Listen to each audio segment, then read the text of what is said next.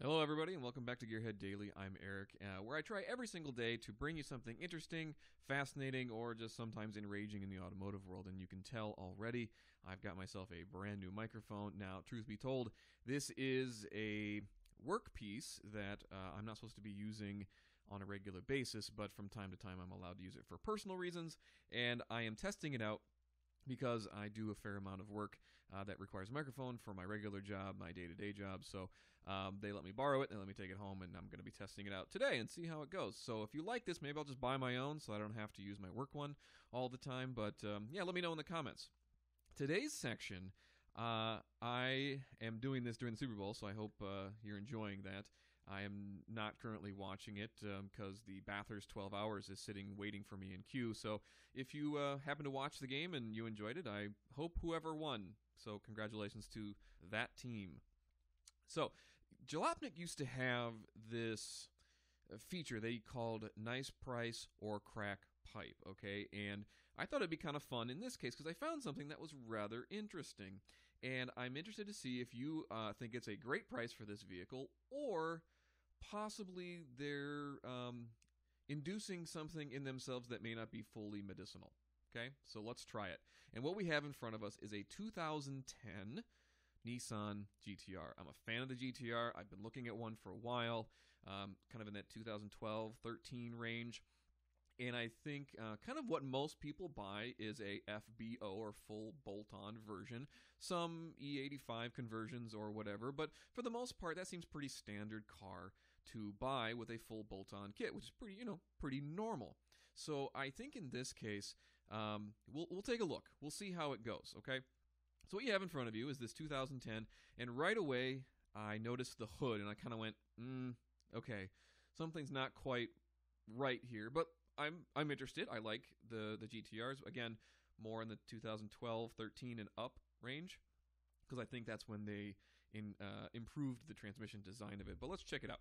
So what you have is basically it was a red car underneath with some graphics along the side, and I'm not a big fan of graphics. I tend to stay away from cars that are wrapped or have any wrap on them, just because you never know what they're covering up, A, and B, you never know what's going to happen when you pull it up. So if you are going to sell a wrapped supercar, unwrap it before you do it. Okay, that's my advice. Unless it's like some amazing wrap that you can't, get anywhere else in the entire world.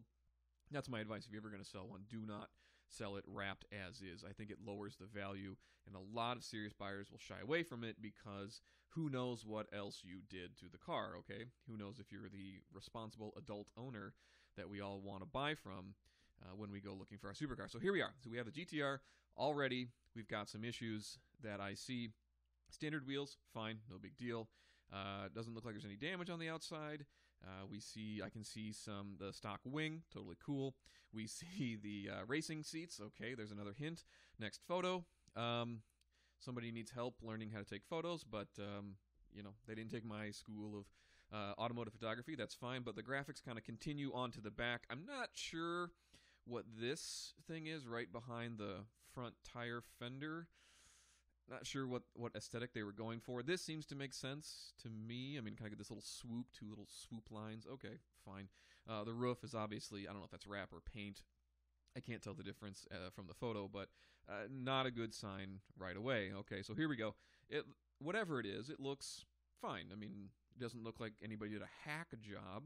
However, I don't like it. I'm not a fan of this. I don't really think the front little swoop they got going on, maybe this is an orange color. It's hard to tell with these photos because they took such professional images. They've got a black pinstripe around it. I'm something about this is not right. There's an element of not adult owned here, and it's telling me that potentially the previous owner like erased it or abused it or something, and that could be furthest thing from the truth. Maybe they just went to shows and showed it off, but something's not right. And when my gut is telling me something's not right, usually it is. So let's keep going. Interior, it looks like the seats have been swapped, otherwise fairly stock interior. Fine, no big deal. I have no issue with that whatsoever. I have no issue with people who want to swap seats. I think that's fine. If you want to swap to a safer seat that has a safer seat belt in it, that retains the airbags and stuff. That's fine, but keep in mind that when you put in a race seat, sometimes that does interfere with how the airbag system wants to work in the event of a crash. So you have to keep that in mind when you do put in a race seat in your car. Not saying you shouldn't, just for future reference, make sure that you put some serious thought into how you do that. Engine, we've got some mods here. Looks like we've got a couple intake pipes and blow-off valves. Fine, totally cool. Fine. Again, full bolt-on FBO. GTR is fairly standard in the market, so no big deal. Again, I am not in this area, not shocked at the build that you see. Okay, so we've got a picture of the looks like Triton or Titan. I can't see it. Titan GTR something. There's no date on that. Serial. It says serial. Oh, Titan Motorsport. Excuse me. GTR serial. No date. Okay, fine. Another image of the exterior. Again, not a fan of it. I don't understand why the graphic just stops here right at the transition from side fender to bumper. It's a little confusing to me, but they did the whole trunk and the wing, so it's not a full concept. The wrap that they did or the paint or whatever it is, I can't tell. It's not fully formed. It's not a fully formed idea. So what you've got is a 2010 GTR that's I would say between the 40 to 45 range, and that seems about normal for these cars. I'll tell you about some of the mods later in the list. Again, engine looks clean, cool, totally fine. Again, might be in a really nice climate here in Minnesota. Sometimes if people drive them in the winter, and people do daily these things in the winter from time to time. Not super common, but it does happen. Again, no big deal. Engine looks clean. I'm, as a buyer, looking at it going, okay. The paint, though, scares me a little bit, let's be honest. Shows us an engine dyno, a chassis dyno, max torque of 625 and max power of 600 to the wheels. Okay, not unheard of with these cars. Pretty standard. These V6 turbo motors can make pretty good power, and if you throw some full bolt-ons on it, totally cool. So we've got 5,000 miles on this 2010. Somebody didn't drive it, or that's 5,000. What is that, quarter miles? 20,000 quarter miles. I joke, but you never know. So let's see what the list is. Lots of upgrades. Promising. Performance mods. Stock bottom end with lots of bolt-ons and ethanol conversion. Okay, again, standard. Bolt-on, no big deal. FBO, not a big deal. Removable roll cage, that's a bolt-in. That's less safe. Better than nothing, but less safe. Racing belts. I would always take... I never leave safety to somebody else, so I always go double check. I'll give you a hint.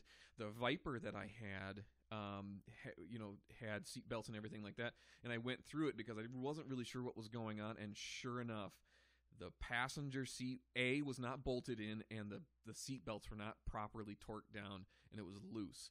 So anytime you get a car that has, race stuff on it, especially when it comes to safety, double check for yourself, okay? It has a fire extinguisher. Fine, $80. It has exhaust. Right. Custom paint.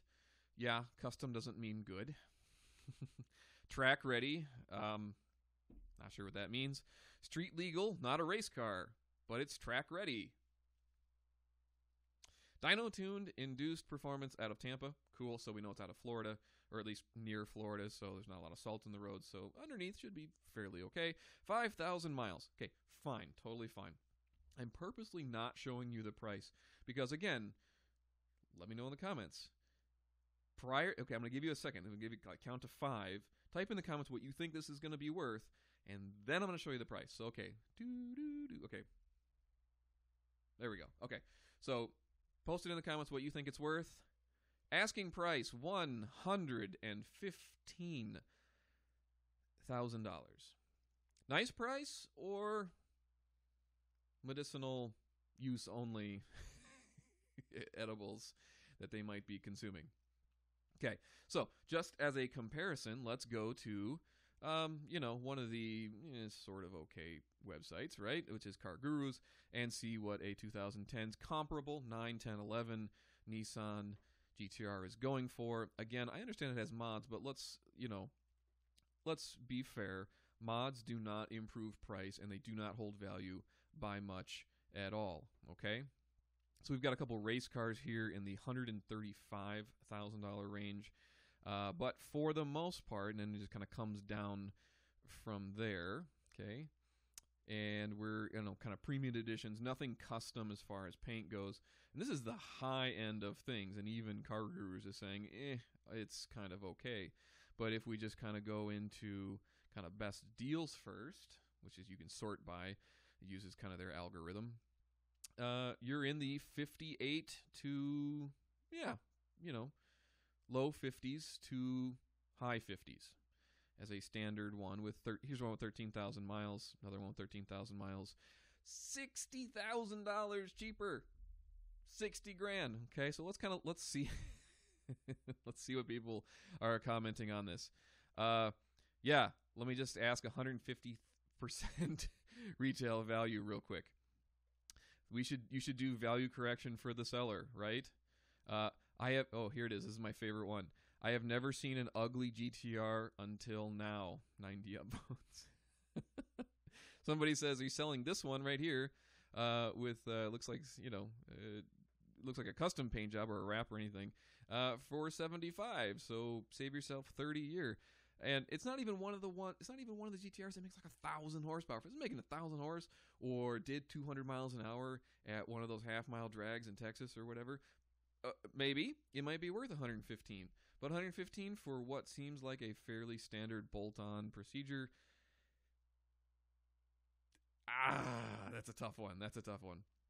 So yeah, so here's somebody posted a really modded 17 for comparison, asking 105 for a 7-year newer 150 horsepower more version in Arizona with custom paint. And in my opinion, that looks a heck of a lot better. That's my opinion. So anyway, I thought this was funny. I wanted to bring it to you. What do you think? Should I buy my own mic? That's another one. But let me know in the comments. If you haven't subscribed, please do. I appreciate it. I try to put out one of these videos every single day. Bathurst is waiting for me. So if you're watching Super Bowl, good luck to your team, whoever that is. Otherwise, let me know.